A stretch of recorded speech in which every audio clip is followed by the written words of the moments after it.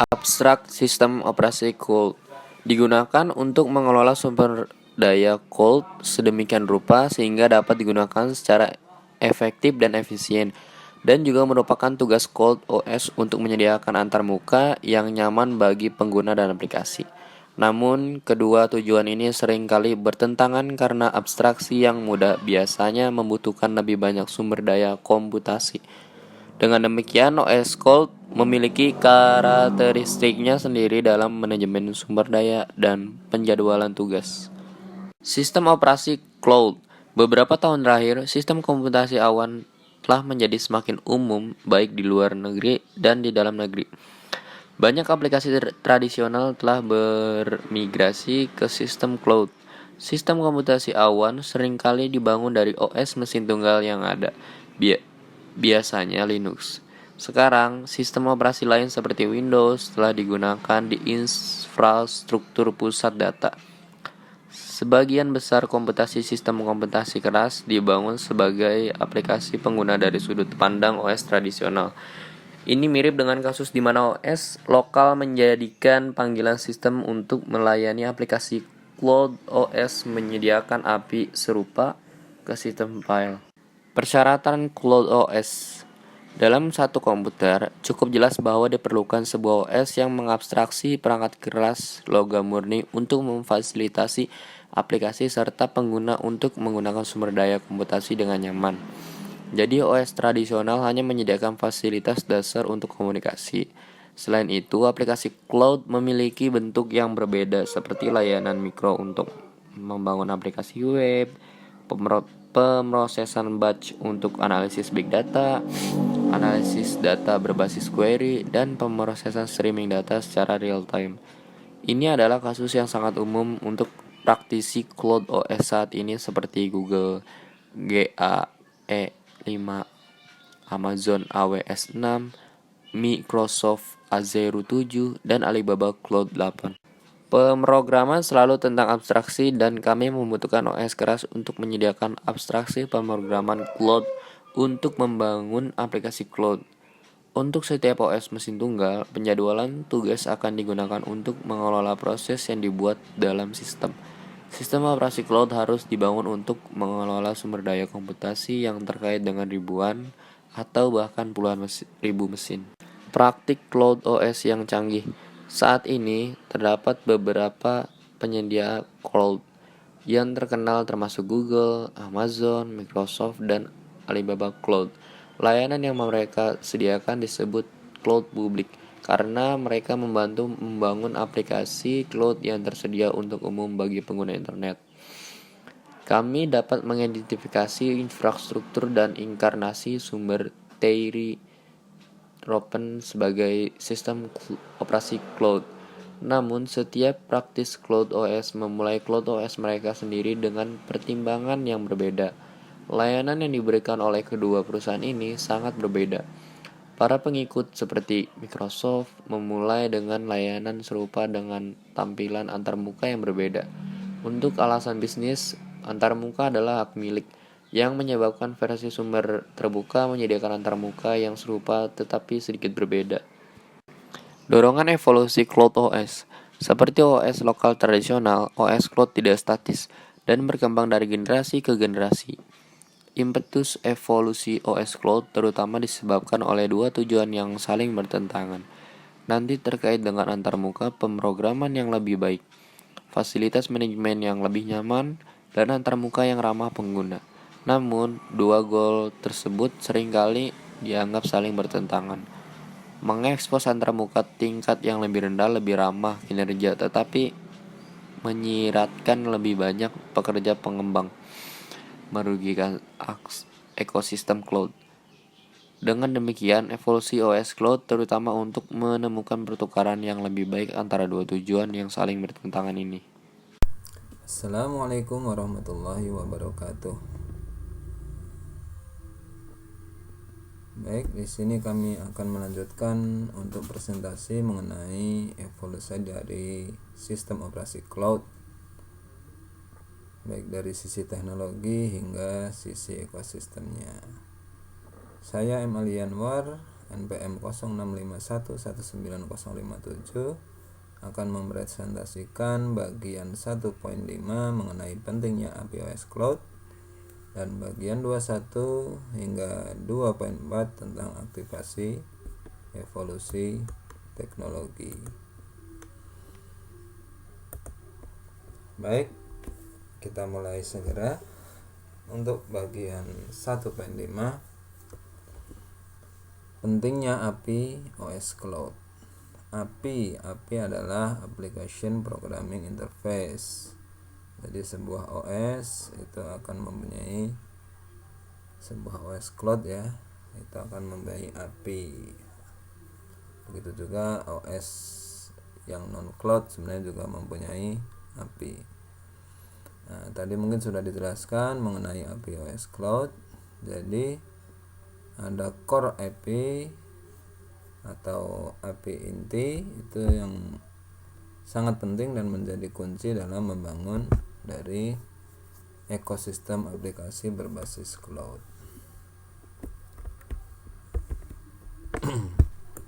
Aplikasi ini akan berjalan seiring dengan perkembangan teknologi yang pesat ya. Jadi karena core API ini, suatu aplikasi dapat melakukan komunikasi sehingga lebih mudah untuk membuat aplikasi cloud yang lebih kompleks. Dengan core API itu harus disesuaikan, artinya pemilihan APIs yang sesuai menjadi hal yang sangat penting untuk pengguna sistem operasi cloud. Kemudian untuk perkembangan selanjutnya, definisi API itu perlu diperjelas dan dilengkapi dengan tingkatan dan kategori. Nah, tadi mungkin telah dijelaskan sebagaimana pada gambar di sudut kanan bawah.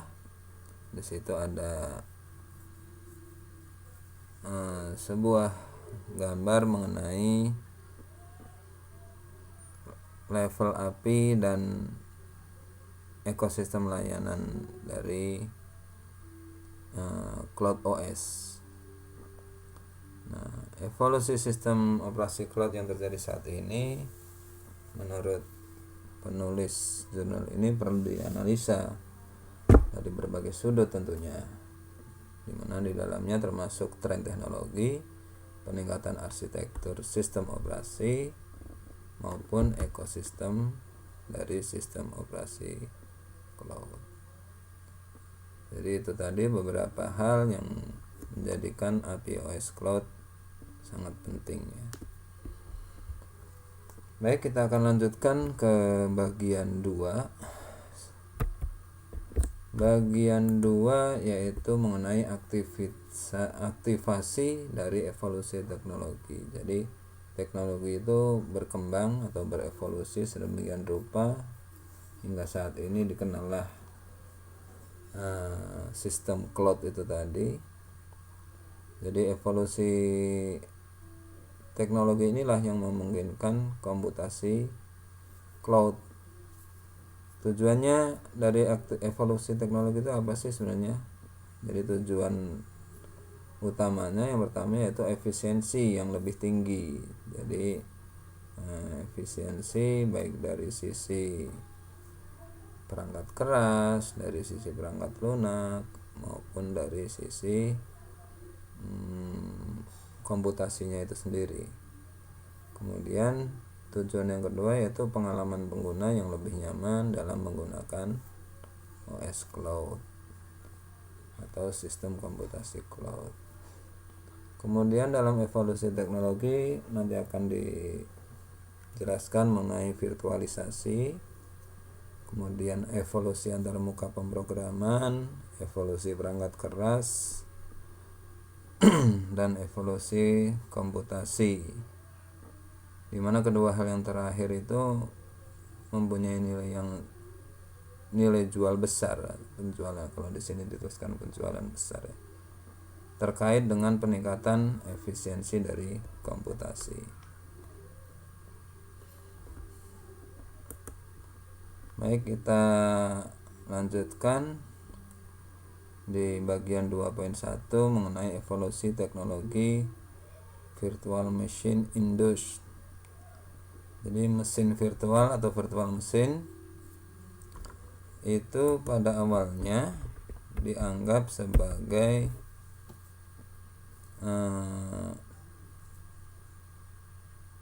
tingkatan dari komputasi cloud ya. Bahkan virtual machine itu dianggap sebagai persamaan untuk komputasi cloud.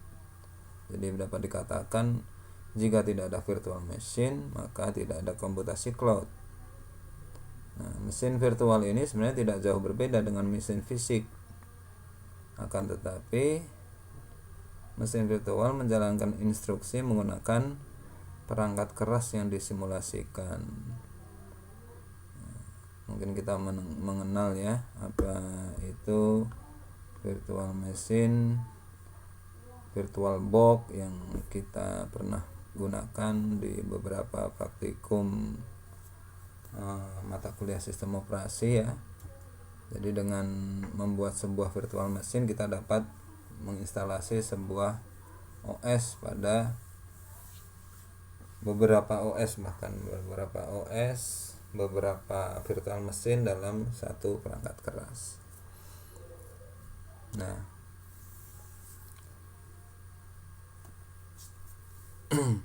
dengan adanya virtual machine ini akan menguntungkan untuk user karena kan user itu tidak perlu membeli, menerapkan dan memelihara perangkat keras yang sebenarnya di saat ingin mendeploy atau mengembangkan sistem mereka ke dalam internet. Nah, yang pertama memperkenalkan layanan virtual machine kepada publik itu adalah Amazon. Jadi sebuah perusahaan internet, perusahaan komputer ya, Amazon itu mereka memperkenalkan VM waktu itu untuk perusahaan startup yang menyediakan layanan internet. Nah, perkembangan dari virtual machine yang tadinya hanya sebuah VM saja itu dengan kinerja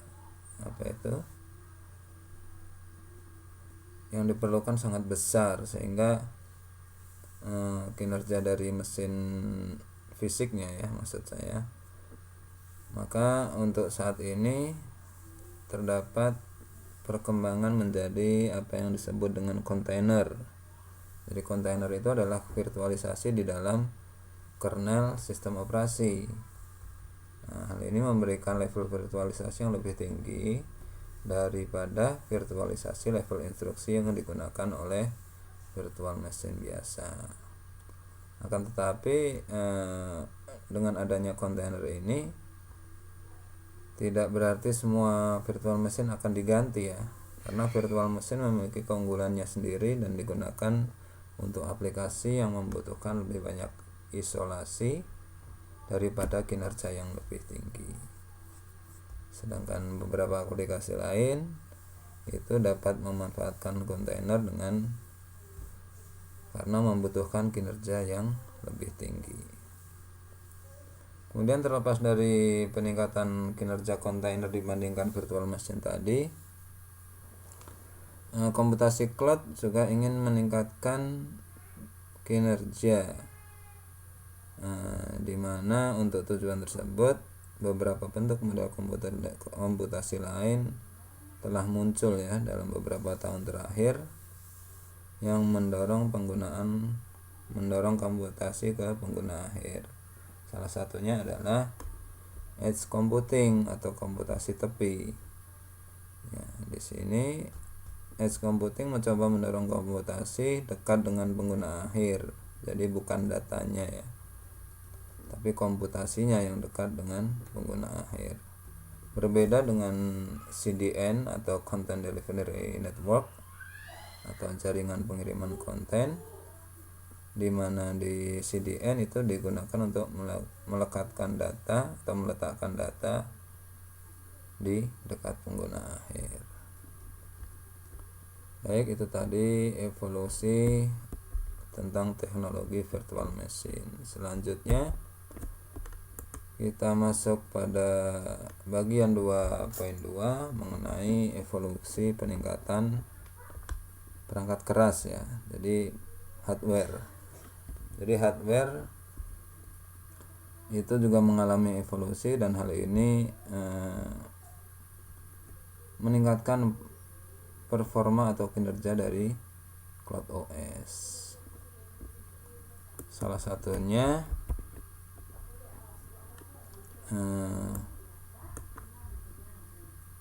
selama ini yang sudah berjalan atau pernah dilakukan yaitu oleh Intel, di mana Intel menyediakan VTX ya. VTX itu virtualisasi CPU dan virtualisasi memori, dan juga ada VTD untuk virtualisasi perangkat atau device. Nah, jadi dengan bantuan virtualisasi perangkat keras oleh Intel ini tadi, overhead kinerja dari virtual machine saat ini dapat diabaikan, biasanya kurang dari 5%. Evolusi perangkat keras lainnya yaitu adanya munculnya RDMA atau Random Direct Memory Access, jadi akses memori langsung jarak jauh. Nah, RDMA ini diperkenalkan 1 dekade lalu untuk meningkatkan kinerja jaringan, dan sekarang telah menjadi lazim di pusat data komputasi cloud. Jadi RDMA itu istilahnya memori di seberang sana, di server cloud itu kita dapat akses secara langsung. Selanjutnya selain RDMA juga ada evolusi pada topologi jaringan pusat. Nah, hal ini cukup penting untuk menunjang kinerja komputasi awan. Juga diperkenalkannya FPGA atau Field Programmable Gate Array, itu sebuah chip di mana itu terdiri dari gerbang-gerbang yang terprogram dan juga sambungan-sambungan yang terprogram pula. Kemudian juga diperkenalkan mengenai GPGPU, General Purpose Computing on Graphics Processing Units. Jadi kartu grafis yang dipergunakan untuk komputasi tujuan umum. Hal ini mungkin pernah teman-teman atau mendengar tentang cryptocurrency ya. Cryptocurrency itu atau misalnya Bitcoin atau apa lain sebagainya. Nah, mungkin teman-teman pernah mendengar apa yang namanya miner ya, atau mining machine atau miner. Itu biasanya miner itu menggunakan GPU tadi, menggunakan kartu grafis itu tadi untuk melakukan komputasi terhadap Bitcoin ini atau ledgernya Bitcoin, ledgernya cryptocurrency, sehingga untuk menghitung atau melakukan komputasi sedemikian rupa. Kemudian dari situ diperolehlah si miner ini atau penambang ini tadi akan mendapatkan koin-koin sebagai sebuah apresiasi mungkin ya. Oke, jadi kedua perangkat keras yang ini tadi diperkenalkan untuk meningkatkan aplikasi cloud yang khusus atau tertentu. Selanjutnya kita juga mengenal apa yang dinamakan SSD atau perangkat solid state drive, dan juga memori non volatile. Nah, SSD ini sudah banyak kita gunakan ya, di laptop banyak sekali digunakan, dan di perangkat-perangkat yang mobile itu, karena SSD itu bisa dibilang sebagai penggantinya hard drive ya. Jadi SSD itu istilahnya adalah kartu memori yang kapasitasnya sangat besar, menggantikan sebuah hard disk. Selanjutnya dalam evolusi perangkat keras kita juga mengenal adanya CPU multicore. Jadi kalau dulu CPU itu hanya single core, tapi kalau saat ini sudah sangat banyak ya CPU multicore, mulai dari dual core, kemudian quad core dan semacamnya selain sebagainya, terus berkembang. Nah, dengan adanya CPU multicore ini, sistem operasi juga menyediakan arsitektur untuk multiprocessing, jadi dapat menjalankan tugas yang bersamaan. Kemudian untayan itu akan digunakan sebagai multi tugas dalam suatu proses. Selanjutnya juga perkembangan evolusi hardware itu diimbangi dengan apa yang dinamakan instruksi SMID. Jadi instruksi SMID itu digabung dengan pemrosesan paralel tadi ya menggunakan GPGU atau dan FPGA, itu tentunya akan mempercepat dari kinerja, sehingga Cloud OS di masa depan ini akan sangat mendukung pengembangan perangkat keras baru, misalnya virtual machine skala besar yang telah muncul pada saat ini untuk mendukung aplikasi cloud seperti game internet yang membutuhkan memori dalam jumlah besar dan CPU core dalam jumlah besar pula. Karena game-game yang saat ini berjalan misalnya hanya di handphone, kita tahu kan handphone itu kan memori dan prosesornya kecil, tapi game-game yang besar dengan grafik yang sangat bagus, yang sangat tinggi resolusinya, itu dapat berjalan dengan baik. Itu karena si game ini tadi berjalan pada Cloud OS itu tadi. Jadi seperti itu ya.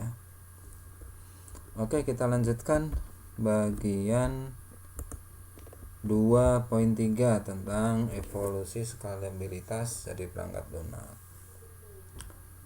Jadi untuk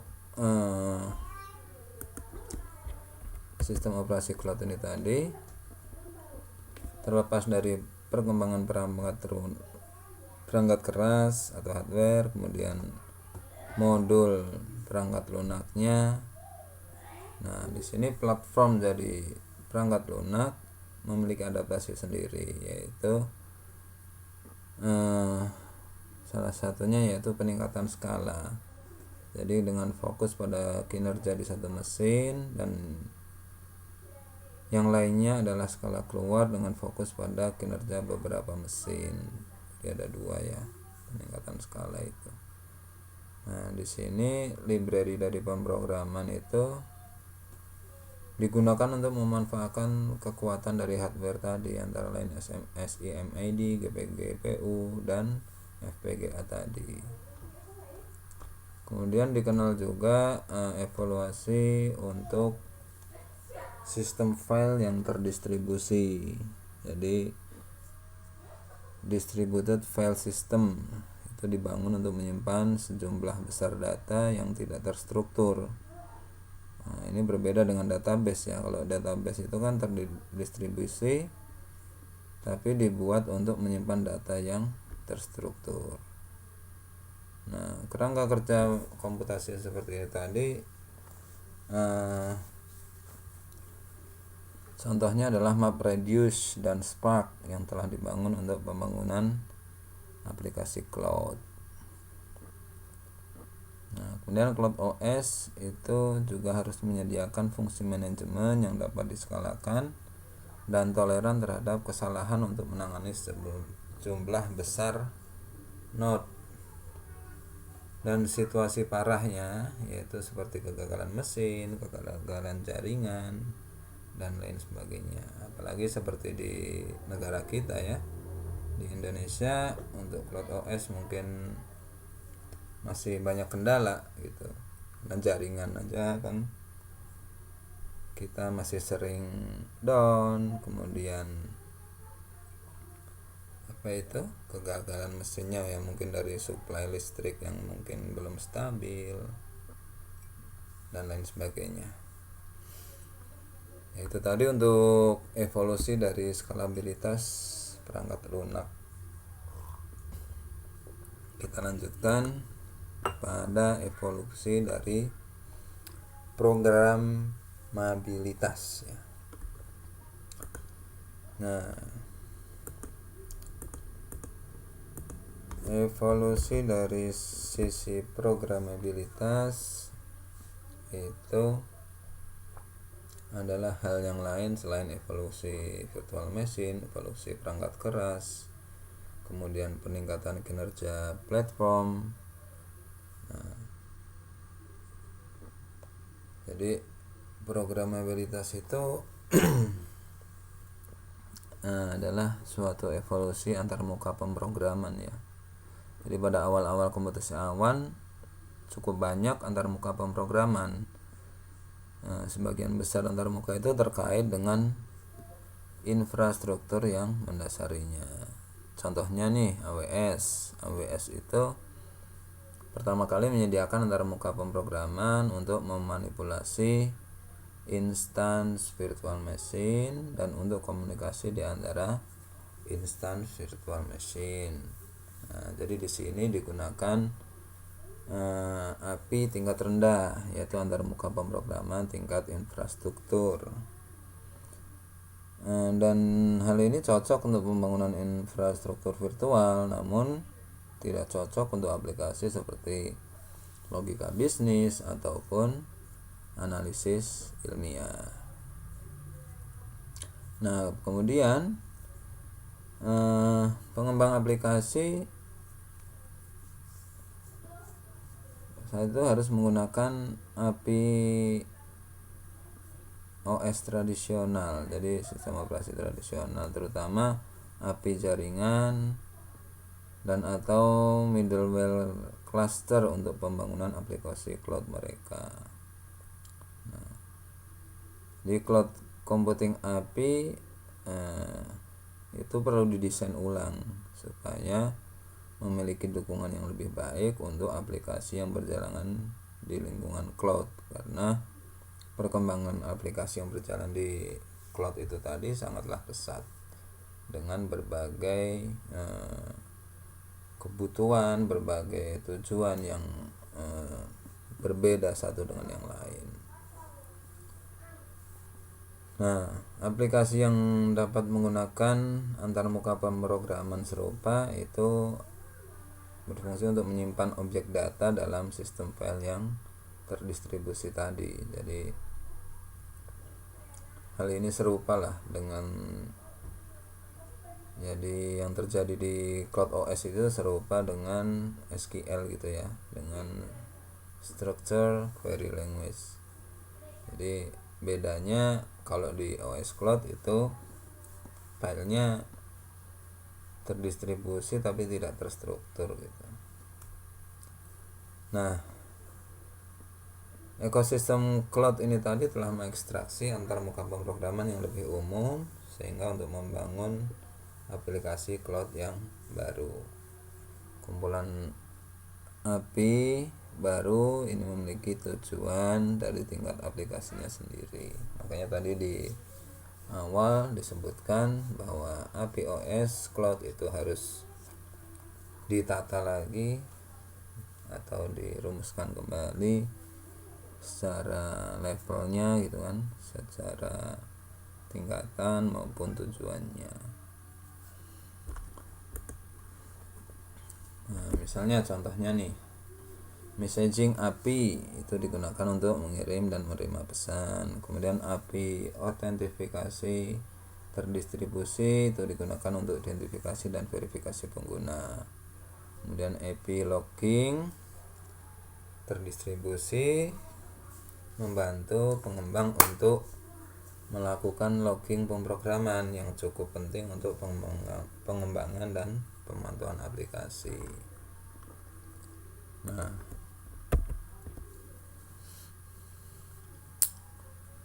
jadi API ini sangat diperlukan untuk lingkungan cloud, tetapi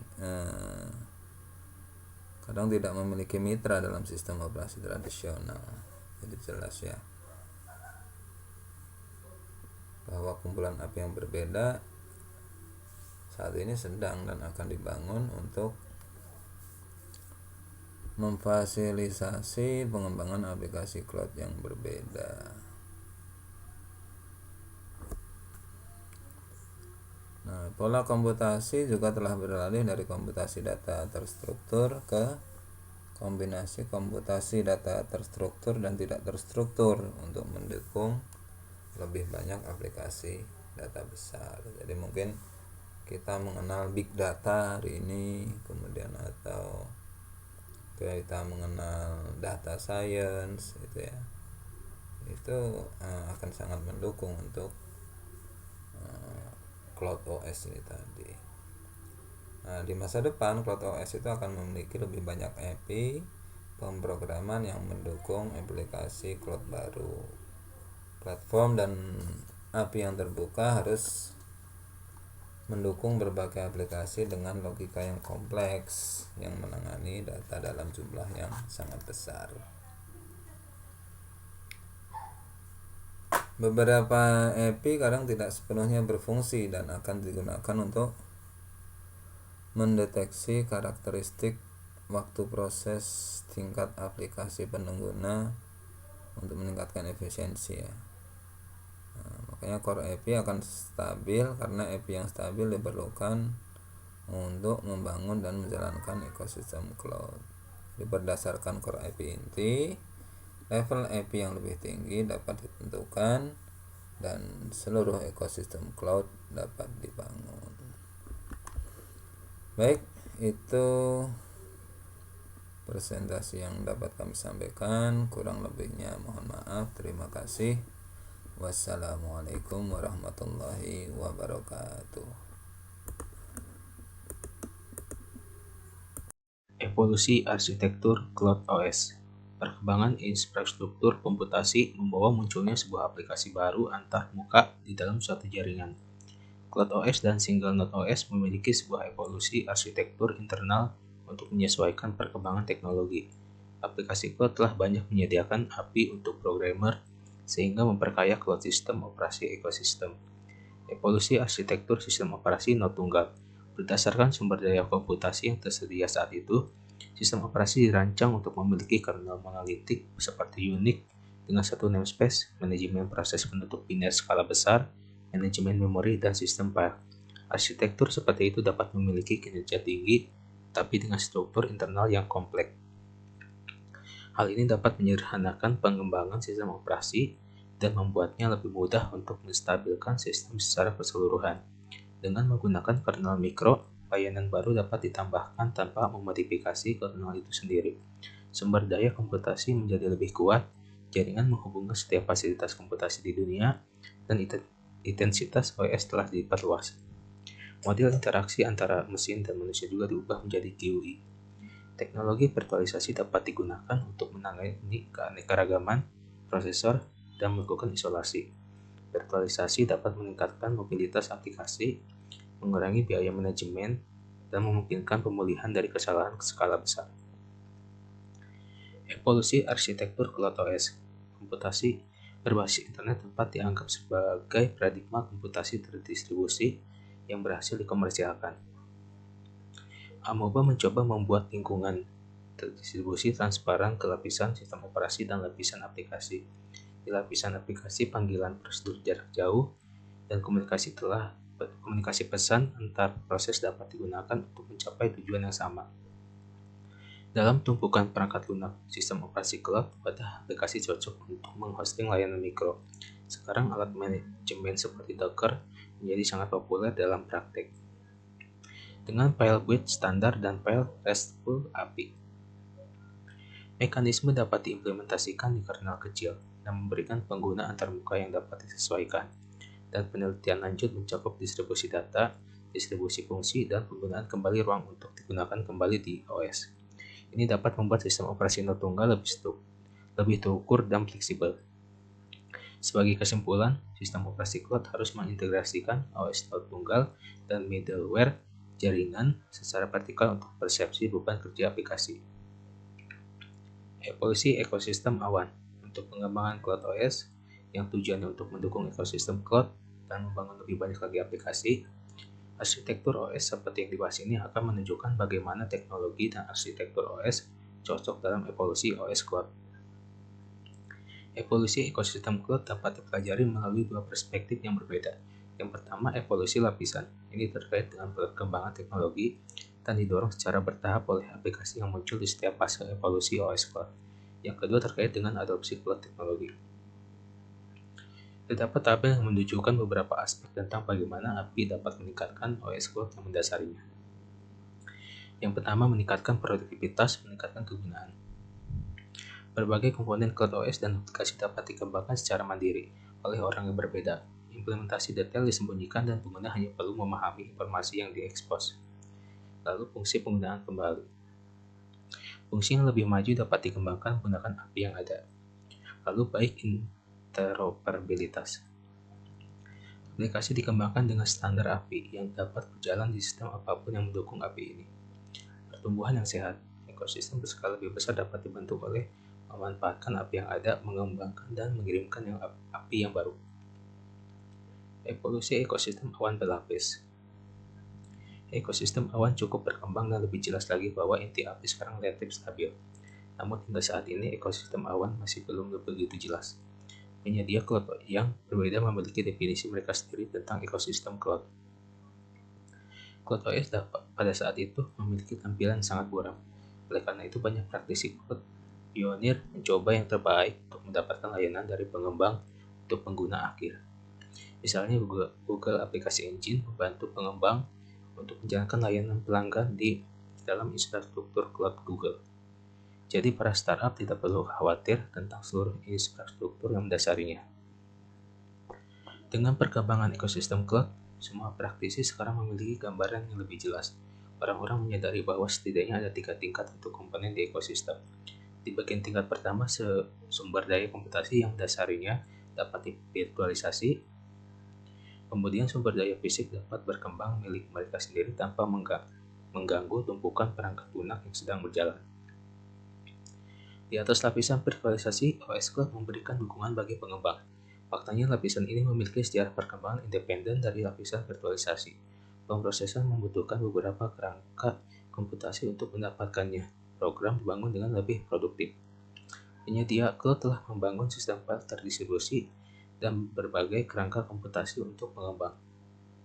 Antarmuka pemrograman memiliki sifat abstrak sehingga program tidak perlu memperhatikan lokasi hosting. Dan kerangka pemrograman dapat dipertimbangkan di tingkat ekosistem yang lebih tinggi. Lapisan ini dapat disebut lapisan pendukung layanan. Ada komponen lain yang sangat penting dalam lapisan ini yaitu manajemen tugas. Evolusi pemakaian teknologi cloud. Pada awalnya penggunaan teknologi cloud kurang diminati karena ekosistem untuk publik cloud yang belum matang. Penerapan teknologinya yang cukup sulit karena belum ada definisi penerapannya pada saat itu. Namun seiring perkembangan teknologi yang digunakan pada sistem cloud mulai menarik banyak perhatian dari industri tradisional. Kemudahan dalam pemakaian, kemampuan untuk memproses data berskala besar yang dapat menguntungkan infrastruktur lembaga IT saat ini. Contoh proyek open source yang memberi pengaruh besar pada penggunaan sistem cloud adalah OpenStack dan Hadoop, di mana kegunaannya itu adalah sebagai komputasi virtual, jaringan virtual, dan penyimpanan virtual. Metodologi abstraksi API Cloud OS. API atau kepanjangan dari Application Programming Interface penting untuk mendorong perkembangan masa depan Cloud OS. Abstraksi API akan menjadi langkah pertama dalam implementasi Cloud OS dan juga menjadi dasar dalam pembuatan aplikasi cloud. Ada beberapa prinsip dalam melakukan abstraksi cloud API, yaitu yang pertama, abstraksi API harus sesuai dengan praktik cloud yang ada. Kedua, inti API harus seimbang.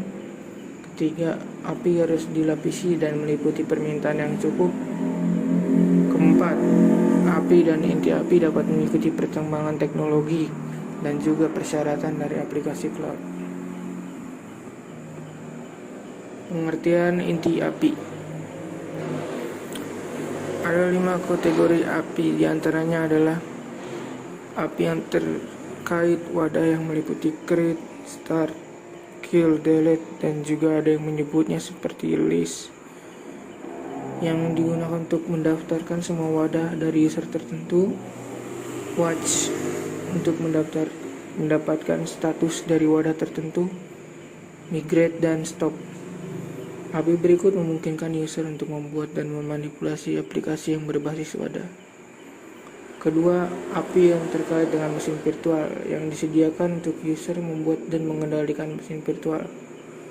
Mesin virtual memungkinkan untuk penggunaan sumber yang lebih fleksibel dan efisien.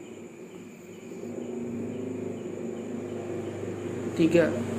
API yang terkait penjadwalan disediakan untuk user mengajukan tugas dan memantau proses pelaksanaannya. 4. API terkait penyimpanan digunakan untuk user menyimpan kontennya. Tipe penyimpanan termasuk penyimpanan objek, penyimpanan file, dan penyimpanan blok. Kelima, API terkait pengolahan operasi berfungsi sebagai penyebaran dan pengelolaan resource, pengelolaan konfigurasi, pemantauan sistem, dan pengelolaan keamanan. Fungsi berikut dibutuhkan untuk sistem operasi yang baik. Arsitektur Cloud OS. OS ini terdiri dari beberapa lapis, yaitu physical resource, OS kernel, sistem service, ekosistem support, dan application.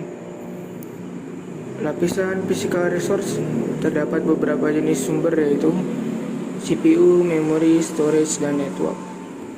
OS kernel yang berlokasi di antara physical resource layer dan service layer bertugas untuk abstraksi resource dan pengadaan service. Lapisan sistem service menyediakan pelayanan jaringan, komputasi in memory berskala besar, penyimpanan data, dan komputasi elastik. Di atas lapisan sistem service terdapat fasilitas lainnya yang dibutuhkan untuk membuat sebuah ekosistem. Lapisan paling atas adalah lapisan application yang mempunyai kemampuan untuk memproses data besar, komputasi ilmiah, komputasi grafik, dan pembelajaran mendalam. Gambar arsitektur keseluruhan OS Cloud Developer. Sini saya akan menjelaskan sedikit tentang gambar ini, ya kurang lebihnya.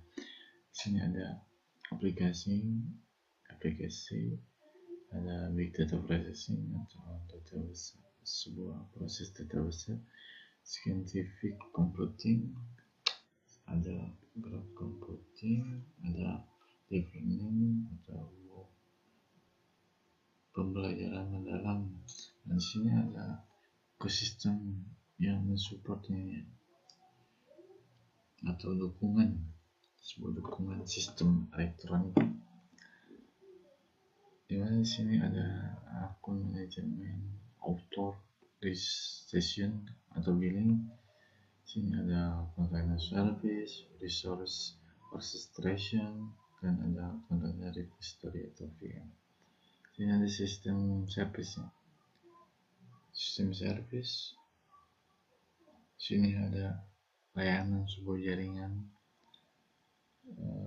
layanan komputasi. Ini ada komputasi skala besar. Di sini ada penyimpanan data, ada komputasi elastis.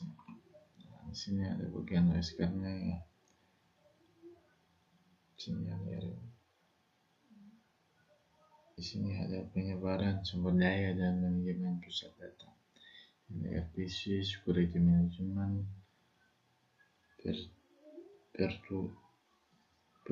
virtual hardware and kontainer API atau perangkat keras virtualnya dan kontainer API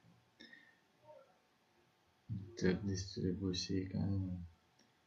Ini ada distribusi file system. Sini ada evaluasi dan pengujian model sistem. Di sini ada abstraksi dan manajemen. Di sini ada PM besar, multi-granularity resource pooling and management, atau pengumpulan dan manajemen sumber daya. Di sini ada kontainer, ada virtualisasi perangkat baru atau device virtualization. Di sini ada multi-granularity hardware management atau manajemen perangkat keras. Di sini ada dukungan penyewa. Lanjut. Detailnya OS kernel akan dijelaskan sebagai berikut. Di sini ada untuk mencapai teknologi utama, mencapai tujuan efisiensi dan kemudian tinggi penggunaan implementasi cloud OS, kami memperlihatkan teknologi berikut. Teknologi utama. Teknologi kontainer memberikan cara yang ringan bagi pengguna untuk mengembangkan dan menjalankan distribusi aplikasi dan dianggap sebagai sebuah arah masa depan. Meskipun ada banyak wadah yang tersedia seperti NIS, Docker, dan LXC, mereka jauh dari sempurna. Teknologi PM besar mewujudkan PM tradisional memungkinkan dari pengguna memanipulasi sumber daya dengan cara lebih halus. Dengan munculnya perangkat baru seperti MIS, GPU, RDMA, dan FPGA dan aplikasi misalnya komputasi ilmiah dan besar pengolahan data. Cara membangun PM yang sangat besar itu dapat mendukung lebih dari 500 inti komputasi virtual dan hingga memori 2 TB. Dan cara melakukan penjadwalan sumber daya untuk meningkatkan sebuah kinerja. Lanjut, teknologi penjadwalan luas. Selain penggabungan dan pengolahan resource multi-perincian, ini adalah penjadwalan tugas untuk menjamin baik pemanfaatan sumber daya maupun kualitas sebuah layanan. Teknologi sistem file terdistribusi. Sistem file ini adalah peran kunci dalam komputasi awan untuk menyederhanakan akses penyimpanan, karena ada banyak sistem file terdistribusi seperti MIS, GFS, atau HDFS, Gluster, CHEV tersedia, mengalihkan fokus dari skalabilitas keandalan dengan tujuan untuk mencapai keandalan dan efisiensi penyimpanan yang jauh lebih baik. Kami memanfaatkan kode penghapusan skala besar untuk mencapai sebuah tujuan. Penyebaran sumber daya. Untuk penyebaran sumber daya, ada beberapa metode untuk mengidentifikasi beberapa aplikasi dan desain berbasis wayang dan alat penyebaran berkemampuan CIC yang dapat digunakan dengan cepat dan hemat energi. Untuk data manajemen pusat, harus memantau status runtime system dan merancang algoritma berbasis pembelajaran mendalam untuk mengidentifikasi, menemukan sebuah kegagalan dan melakukan penilaian keamanan. Di dalam cara ini, manajemen pusat data akan menjadi cerdas. Selain teknologi kunci data, kami juga menyelidiki masalah pengujian dari keseluruhan sistem dalam hal kepatuhan API dan kinerja antarmuka. Hasil adalah skema pengujian otomatis berbasis kontrak semantik antarmuka dan yang yang dapat melindungi perbedaan antar muka format dan mengurangi biaya pengujian.